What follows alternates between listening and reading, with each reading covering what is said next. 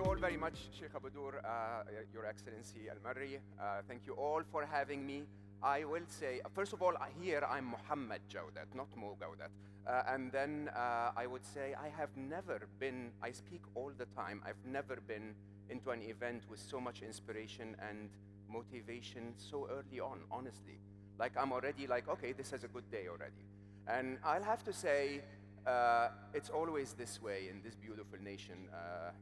Al-Imarat al-Habiba always supports us to do so many things. I've been blessed to have lived here on and off for more than 25 years now. And I can see the opportunities, I can see the amazing contribution. And I'm hoping that while my main objective in this quick time, 20 minutes, to make you happier, I also want to follow what Najla was saying. I think we can create so much here. We can do so well if we just run like crazy and never stop until one of us is badly injured. So I was talking to a very dear person to my heart yesterday about her startup, and I was saying exactly that. I was saying that if you start with the right concept, if you start with the right partners, whatever your startup is, playing football, singing, writing a book, starting a podcast, starting a business, the only thing that would make you not achieve that is that you actually stop. And the only way you can not stop is if you don't drain your resources. And our resources are sometimes money, they're sometimes effort, but they're also a lot of the time the way we feel about what we're doing. So when you are attempting to achieve something great, perhaps the best way to do it is to actually do it when you're enjoying every minute of it, so that nobody can ever stop you. And when I realize that, I sometimes in forums like this would want to remind people that happiness is not a privilege, believe it or not. Happiness is your duty in life. And a lot of people don't see it that way. But I'll tell you very openly, if your throat starts to itch a little, you stop, you take notice, and you do something about it. Why? Because we all know that if we want to be productive in life, we want to be healthy. We know that instinctively. Interestingly, if you're happy, you're much more productive in life. If you're happy, by Stanford University statistics, you're 37% more productive than those who are not. If you're happy, you're loved by your colleagues, you're loved by your supporters, you are creative, open-minded, you're fully energetic, you're not complaining and whining, you're not taking sick leaves, you're just engaged. And believe it or not, it's our duty to be in that state. It's our duty to come to life every morning in the best mindset that we can be.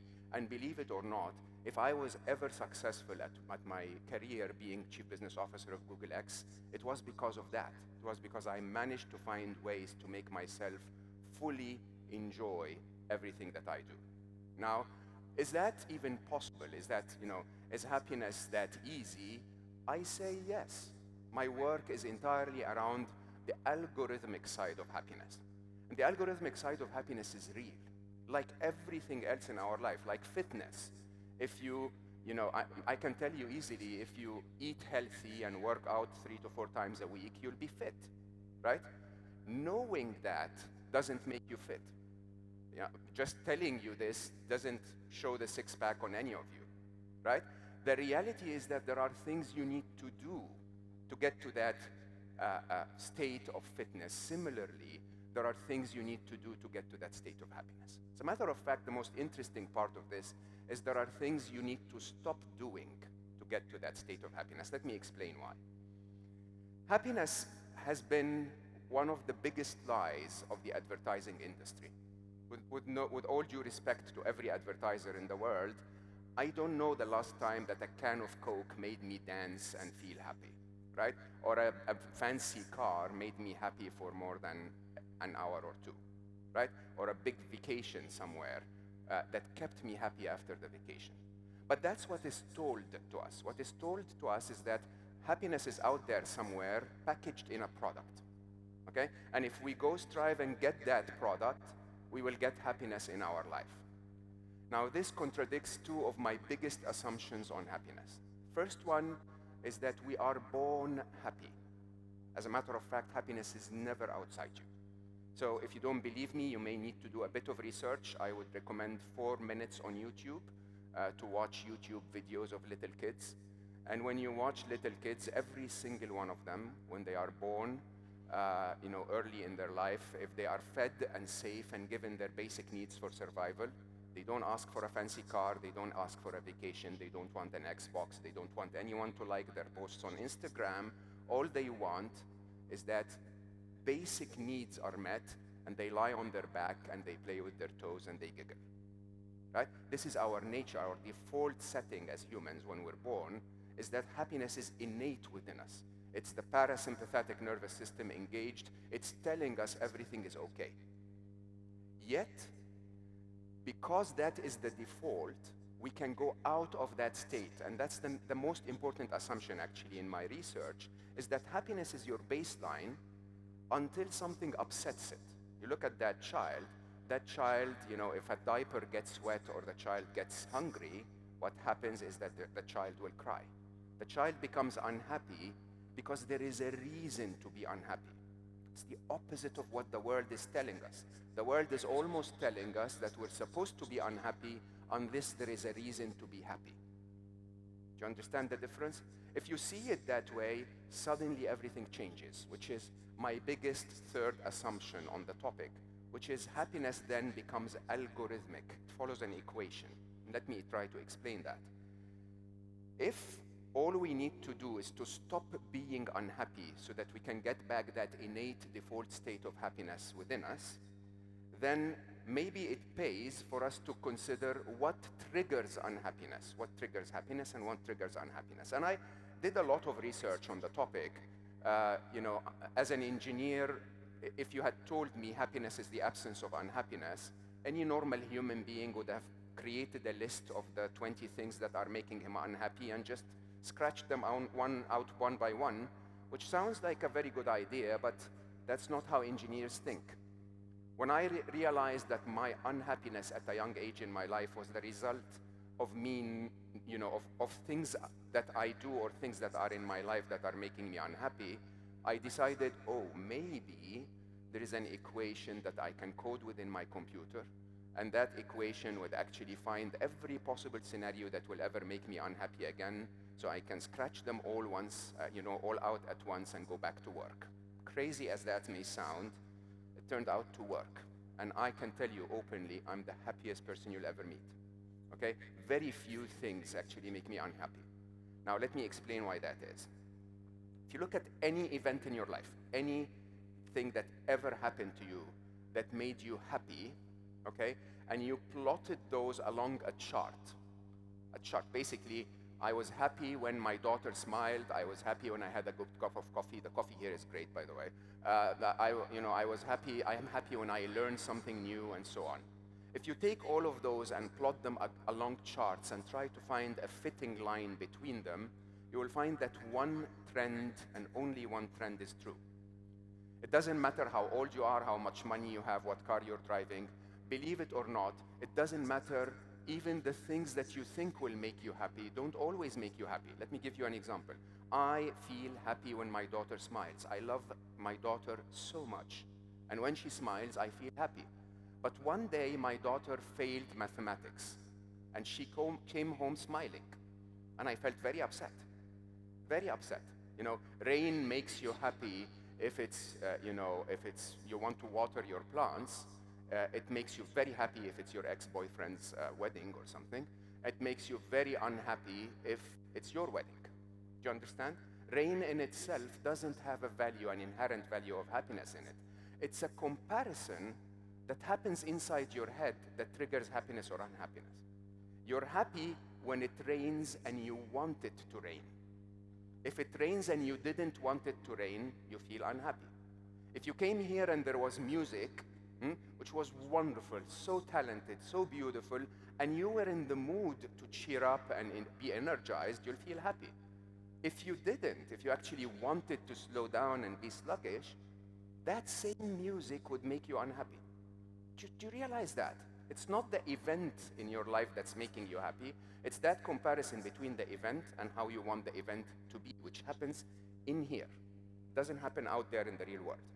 Okay? Which basically tells you that happiness is incredibly algorithmic. It literally is like physics. You are unhappy when the events of your life miss your hopes and wishes and expectations of how you want life to be. It's as simple as that. Okay? Whatever event that happens to you, and believe it or not, our heads, our brains are like computers. They tick up to 60,000 times a day, and every single one of those ticks, your brain compares the event, the world around it, to what it wants the world to be. And if your brain realizes that the event is not what it wants the world to be, it will alert you in the form of an emotion. Why an emotion? Because your brain is talking to you all the time, and you're not listening. So how does it alert you? It gives you sadness, it gives you regret, it gives you shame, it gives you worry. All of those negative emotions are your brain's way of saying something doesn't meet my expectations. I'll come back to how to deal with this in a second. But let's think about algorithmically, how do we summarize this? We summarize it as happiness is equal to or greater than the difference between the events of your life and your expectations of how life should be. Every single one of those 60,000 ticks a day, you compare this place and you say, oh, it's bright and beautiful, meets my expectations, I'm happy. Oh, but that chair is a little hard. It's gonna hurt my back, misses my expectations, I'm unhappy. Do you understand how it works? So every one of those comparisons make you happy or unhappy, happy or unhappy. Now, with that in mind, we can have a few definitions that actually helps a lot. First of all, to understand what happiness is, especially as creators and researchers and entrepreneurs. What is happiness? Happiness is not to go surfing in Australia. It's not to go to a party and jump up and down. Okay? Happiness is a state where the events of life are meeting your expectations of how you want life to be. Okay? Which means that happiness, in Arabic we call it al-rida. Okay? Happiness is a state of contentment, calm and peaceful contentment, where I'm okay with life as it is.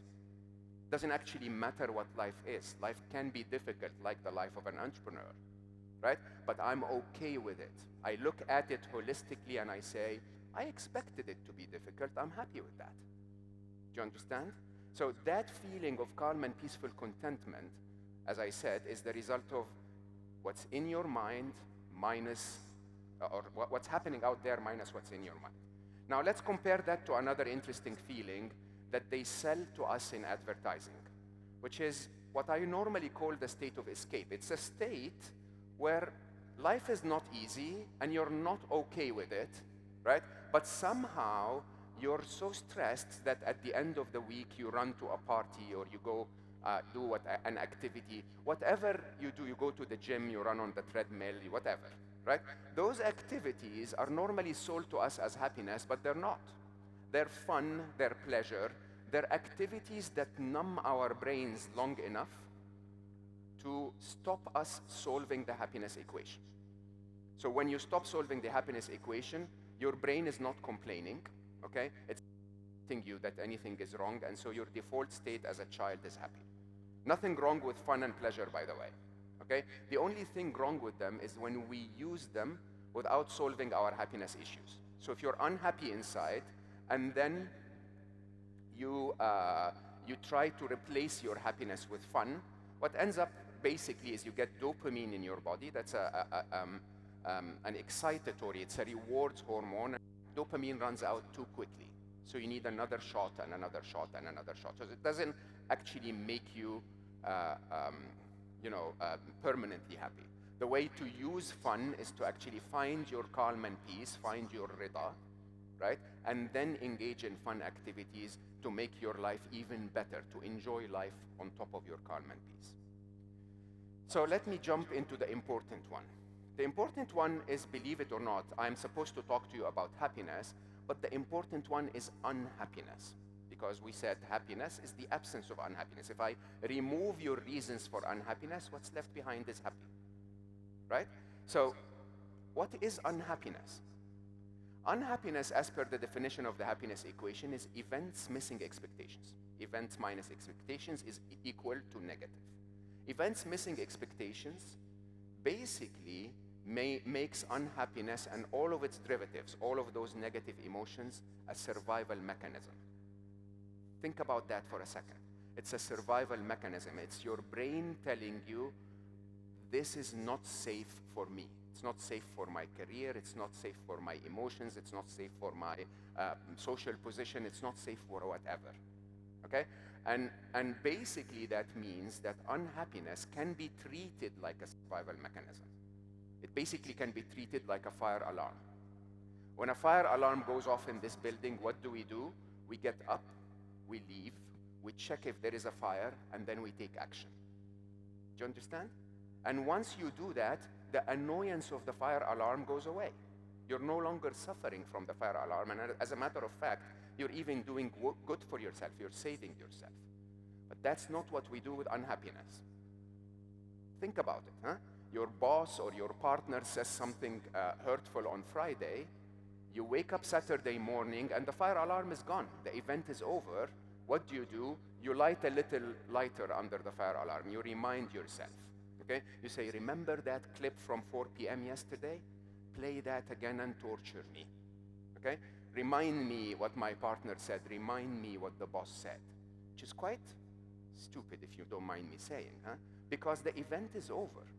And by the way, if you think about what your partner said for the next 48 hours, for the next 48 years, your partner's not going to show up and say, oh my God, I'm so sorry. I didn't know that I hurt you. Only action will take that, will do that, right? So in reality, we have a machine in our heads that I call the Netflix of unhappiness. Unhappiness on demand, okay? You watch a horror movie on Friday, and then you play it again Saturday, and you play it again Sunday, and you play it again Tuesday, and so on. So what's the answer? And the answer here, I'm going to go back to business, and you apply it to your personal lives too. The answer is, when unhappiness happens, it's a fire alarm. It's requiring you to do something about it. So what should you do about it? What you should do is ask yourself 3 questions. 3 questions, and I promise you, you'll be back to happiness 99% of the time in 7 seconds. Okay? Question number 1 is this true? Is what my brain telling me true? Because realize that, huh? If you feel unhappy if your partner says something hurtful on Friday, when you wake up in the morning on Saturday, you don't say, my partner said something hurtful. You wake up in the morning on Saturday and you say, my partner doesn't love me anymore. Okay? That is a mix of the event, all of your assumptions, all of your conditioning, all of your emotions, all of your fears. Your brain creates a story that is not real. And most of the time we get sad about that story. We don't get sad about the event, we get sad about the story. He disrespected me, or she wants me out of her life, or this or that. Okay? That story most of the time is not true. As a matter of fact, I would dare say that story is never true. So the first question you ask yourself is this true? Is this true? In business, we are told that the economies will collapse, that next year is going to be extremely difficult. Is this true? Is it true in the UAE where economies are doing really well? As a matter of fact, there's a little bit benefiting from what's happening around the world. Is it true? Okay? Question number 1, if it is not true, drop it. There is no point being unhappy about something that's not true. If your partner does love you, but there was an argument, there is no point being unhappy about it. If it is true, then it's time for question number 2, which makes every inventor in the world succeed. And question number 2 is, what can I do about it? What can I do about it? If economies are going to slow down, can I do something to fix that? Is there something I can do? I maybe go to the Minister of Economy and suggest something because I'm a genius, and then it will solve everything. If there is something you can do about it, do it. I'll use the simpler example. Your partner said something hurtful. Do something about that. Yes, I can text and say, can we talk about this? This hurt me. That's something I can do. I can do something to fix it. And if there is something to fix it, do it. If there isn't, then this is the Jedi master level of happiness. Jedi master level of happiness is when things happen in your life and you cannot fix them. And the concept actually I use in my books is borrowed from Islam. It's called what? It's called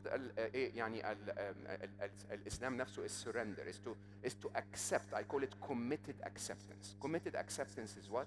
Is yes, if the economy is going to slow down and I cannot fix that, what can I do to make my life better despite its presence?